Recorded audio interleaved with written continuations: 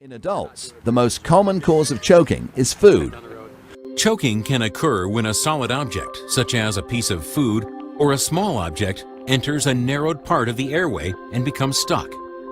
On inhalation, the object can be drawn tighter into the airway and block air from entering the lungs. A forceful thrust beneath the ribs and up into the diaphragm can pressurize the air in the chest and pop an obstruction out of the airway. Compression of the chest over the breastbone can also create enough pressure to expel an object. Let's learn how to help a conscious and unconscious patient expel an object that's causing him to choke.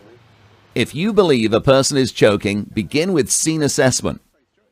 Stop, think, and act. Since you're not likely to have contact with body fluids and time is important, you usually do not need personal protective barriers. Ask a responsive patient, "Are you choking?" If the patient is coughing, wheezing, or can speak, encourage the patient to cough until he expels the object. If the patient cannot speak or breathe, give the responder statement and alert emergency medical services. Emergency responder, may I help you? All right, take it easy. After the patient indicates he wants your help, a nod will do.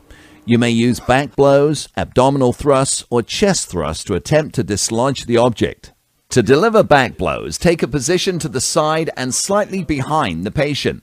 Supporting the chest with one hand, lean the patient forward. Next, firmly strike the person between the shoulder blades with the heel of the other hand 5 times. Stop if the obstruction clears or move on to another technique. Abdominal thrusts use residual air in the patient's lungs to blow the obstruction clear. Stand behind the patient with your arms around her waist.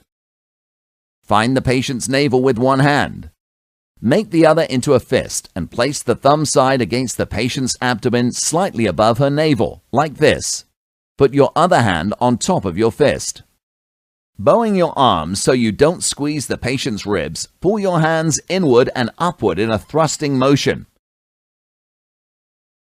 Stop if the obstruction clears or move on to another technique. Abdominal thrusts may not be possible with some individuals, such as those who are pregnant or markedly obese.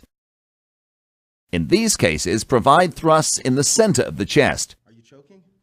Use your fist with the thumb inward and the other hand on top, just as you do with abdominal thrusts, but put your fist on the same site where you would perform a CPR compression.